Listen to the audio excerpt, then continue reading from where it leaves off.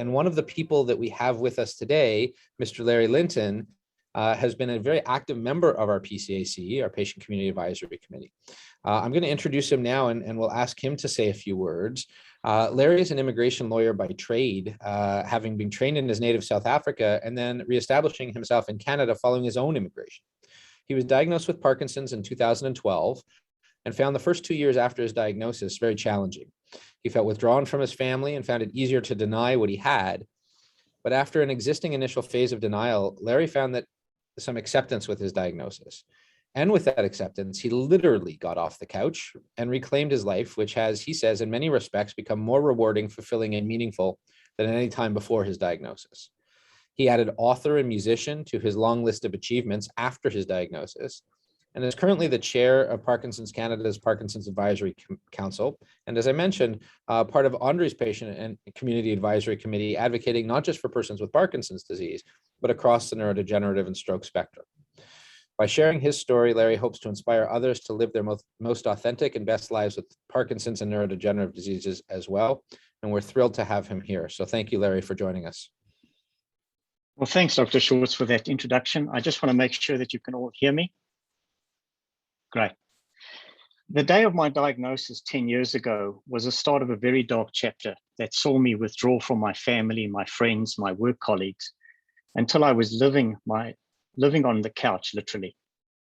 But 2 years later, after going through the other stages of grief, I finally reached the point of acceptance and started living with the disease and no longer against it.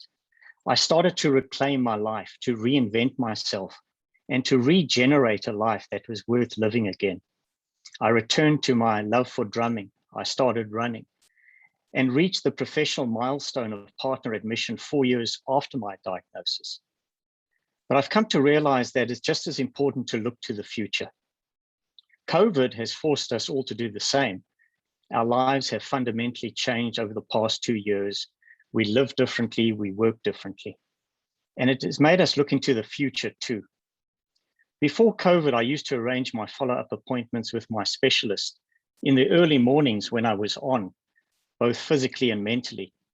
I was hoping to show him how well I was doing, that I was beating this thing called Parkinson's. For the short time that we had together, I didn't mention the subtle changes that I was becoming aware of. Instead, I highlighted the long hours I was still working and downplayed some cognitive symptoms that I was starting to experience. But with COVID, the delivery of healthcare has changed. Telehealth has brought healthcare delivery into the home environment by connecting us with our medical professionals via Zoom, just like we are doing today. Instead of relying on historical information and home diaries, telemedicine has allowed us to engage with our professionals in our own environment in real time, putting us at the center of our own care and management. Rather than focusing on our concerns, this approach considers us, the patient, as a human being in a social and geographic environment.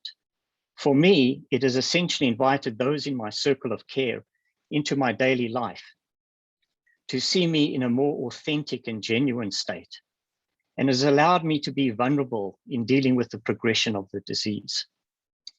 ONDRI's mission of embedding research into care and care into research is another important step into the future. And having been a participant in the HANDDS-ONT study is another great example of how care can and will be delivered in the future. As you've all heard today, the study has three main components, looking for blood-based biomarkers, symptoms and behavior tracking and reporting through wearables, and the long-term disease trajectory. Over the course of 10 days, I wore the chest monitor and wrist and ankle sensor. I did experience some difficulty with attaching the chest monitor. I had trouble peeling the adhesive tape off. It's a bit of a challenge with tremors in your dominant hand.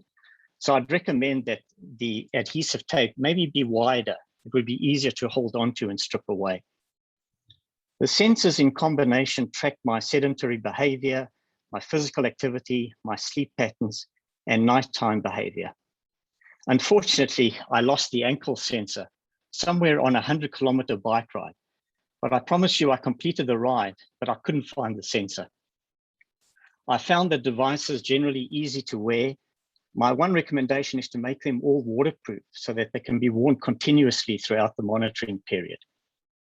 I was satisfied with the overall results that came through a review of a personalized health activity report and found my sleep patterns and nighttime behavior quite revealing. I now know why my wife sometimes looks as exhausted as I do in the mornings. The research team was great. They were engaging, accessible, and helpful, even remotely. The feedback sessions were informative and helpful. They really care about everybody's experience and the feedback and are working hard to make the research better and better. As a person living with Parkinson's, obviously the first prize is to find a cure and to talk about having had Parkinson's. But until then, the next best thing is to be able to live with it and maintain a good quality of life for as long as possible. We live with the disease every day, every hour. Efforts like the HANDDS-ONT study go a long way to empowering us to take control and be an active participant in the management of the disease instead of being a passive recipient. I'm thankful for having had the opportunity to participate, and my hand is firmly up in the air to participate again. So thank you very much.